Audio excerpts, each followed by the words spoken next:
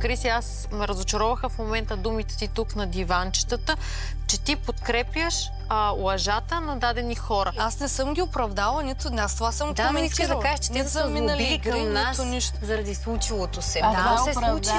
Не е оправдаване на агресията. Вижте, не е оправдание. Аз съм против агресия.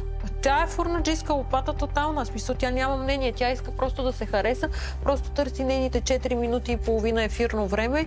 И Кристина, тя въобще не знае къде се намира. В смисъл, тя ще ми каже, вие сте си предизвикали. Кое съм си предизвикала? Да ми щупат ръката, да ми натъртат ръката и ръката да ми е посиняла и подута.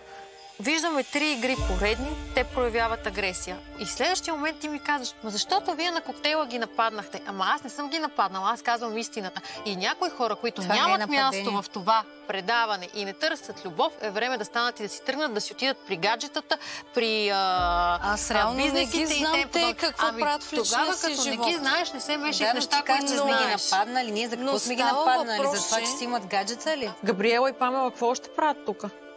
Да си ходят там при гаджетата.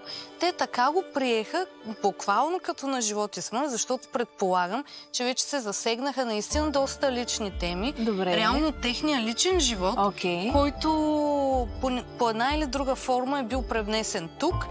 Не, ти просто искаш да лавираш между двете страни. Ти си малко като с извинение фурнаджийска лопата. Днес тук ми е изгодно, утре там ми е изгодно. Ама стига. Не, защото те дори не ме попитах. Абе, как си? Добре ли си? Боли ли те? Не те ли боли? Едно извинявай не казах. Именно, нали трябва да се опитам да разбера защо тези хора реагират така. Винаги има причина за каквото и да е действие. Добре, окей, има причина, обаче фактите са факти. Аз пък не намирам причина, че съм казала истината. И за мен истината е за да се казва. Това да казваш истината и да имаш смелостта да кажеш истината не те прави лош човек. Аз не се смятам за лош човек, че имам доблестта да си кажа истината. Честно в момента ви казвам, грам не ме вълнува личния живот на околните. Ма чакай малко, когато се борим за любов и искаме любов... Тук отново говорим за нечестна игра. Не е за тях. Момичета не са тук за любов. Не е напротив за теб. Защото утре ти ще тръгнеш. Ама аз съм дошла да се боря тук за любовта на Алек. Дали някой има приятел или не, тя нека си знае. Мен това не ме вълнува. Това е важно. Защото ако аз имам моят шанс с този човек, аз да се разкрия по някакъв начин и си паснем. Ами докато има хора с гаджета, които ти отнемат мястото, няма да имаш този шанс. Само това ще го кажа. И тя, дето си магаш да остане на твое място, примерно. Според мен трябва да си имаш твоето чувство за справедливост и за правда и да те вълнува, защото ти си част от това нещо. В крайна сметка, тук не си зрител. Ние не коментираме личния ми живот така на празно. Ние говорим в момента за справедливост тук. Точно така. Ама аз не съм зрител. Изглеждам ли като зрител? Ами така се държиш мнение по въпроса. Ами аз имам и го казвам. Току-що какво направи? Каза, че не ти какво има гадже и няма гадже. Знаеш за себе си, че ти... Аз за себе си знам. Аз не гледам в чуждата паница. Нито знам този човек в реалния си живот наистина има ли, няма ли. Аз не мога да съм някой съдник. Ма ти защитаваш преди малко агресорите, бе, човек, и казваш, че ние сме ги провокирали. Ти, аз се изясни. Смисъл, шизофрения ли имаш? Какво имаш? Мислиш, че имам шизофрения? Ми откъде знам? Не мога повече да се занимавам. Няма да се занимавам с хора, където нямат никакво мнение. Ама чакай малко. Аз много добре си обясних абсолютно всичко и няма нужда да си натрътвам на позицията. Аз директно си казах, че не одобрявам тези физически агресии, нападки. Опита се да ги оправдаеш. Заради това, че ние сме казали, че те си имат гаджет. Ние дори не сме използвали вербална агресия. Осъзнаваш ли го това, Криси? Защо първо тези неща някак си трябва да станат пред камера? Защото сме в реалити шоу. Тук няма зад камера, Криси, и ние сме в реалити. Ако искаш да няма пред камера, ще седиш вкъщи на дивана. Аз не съм чула вие тези неща да ги обсъждате. Ние сме ги обсъждали, не съм чула. Не е нужно да ги чуваш по аглите. Ние сме в реалити. Всичко трябва да е ясно и да се види от всички. Аз не съм такъв човек и мен това въобще не ме засяга. Добре, аз гледам себе си. Ще ти кажа, че утре някой от тези момичета ще вземе твоето място тук. Ама ако така е писано, така да стане. Въобще не ме засяга кой какво прави в личния си живот. Такъв тип интриги, въртете си ги вие и въобще не ме занимавайте. Ай, че се изнервям. Силви, агресия днес, агресия сега. Каква агресия? Ай, муквай ти.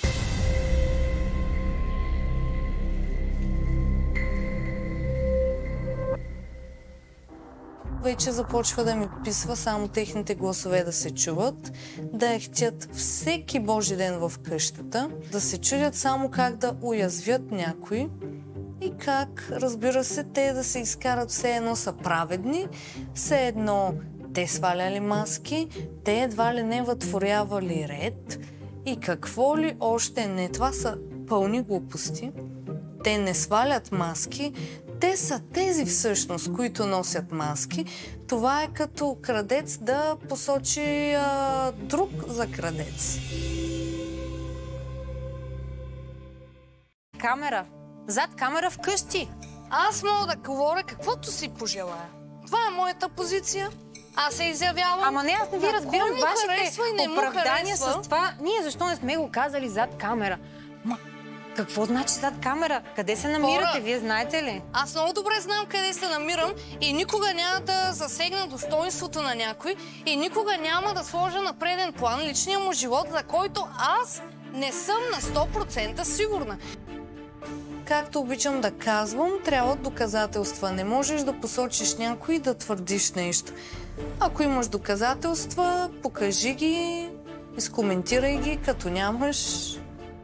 Аз отказвам да говоря и да намесвам личния живот на който и да е от тази къща. Ма не е нужно да говориш. Ами аз не желая. Ти ни обвиняваш, че ние сме били направили всичко. Ние сме агресорите, ние сме злобните. С кое?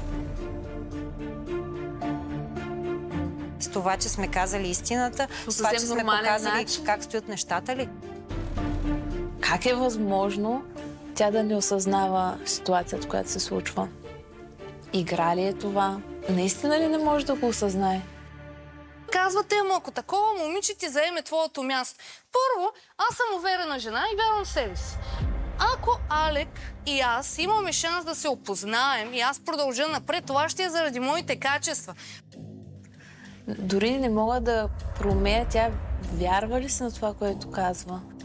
Не ме интересува. Тоест, казваш, че около Габриела ти заеме мястото и ти се тръгнеш преди нея, изобщо няма да ти пука от това. Изобщо няма да ми пука. Въпреки, че тя е тук спрямо. Сега ще ти кажа защо.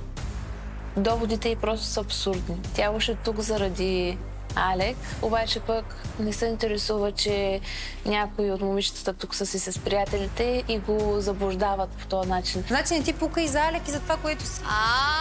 Ма чакай малко сега. Тук няма да ми слагаш думи в устата. А пука ли те за Алек и чувствата му? И да си мислиш, че според теб не ми ли пука? Защо? Ако ти пука за чувствата му, не ти ли е малко гадно, че тя го лъжи по този начин, че си има приятел в същото време с нея? Чакай сега. Ама чакай, не смяташ ли, че това трябва да е ясно? За личен живот. Аз това момиче не знам какво прави в личния си живот.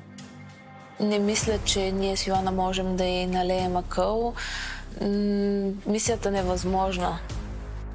Аз в този живот никой не ми е казал аз какво ще правя или няма. Може да не ми въртиш пръсено. А може ли да не ми казваш аз каква позиция трябва да заема? Аз не казвам... И че не трябвало да заема. Да, ти сама казваш, че нямаш мнение и не знаеш нищо. Не знаеш нищо какво се е случило и не те интересува. Ма току-що ти го давам мнението. Тогава въобще не се намесвай.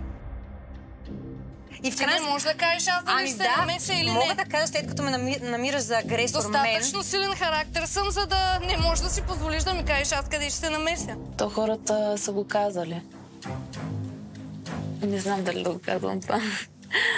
Срещу глупав човек и срещу вятър не се спори. Вие просто няма смисъл. Каза какво се случи на толкова коктейл, нали така? Айде няма... Живей си в твоите там приказки. Приказки? Ма аз съм уверен човек в своите качества. Ще виж, че утре си тръгнеш преди някои хора с гаджет. Когато свърши нашият спор с Йоана, аз седнах да си хапвам, разбира се, плотчетата, които си бях нарязала. Се занимавам аз глупости. Нон-стоп. Интригички и простоти. Айде...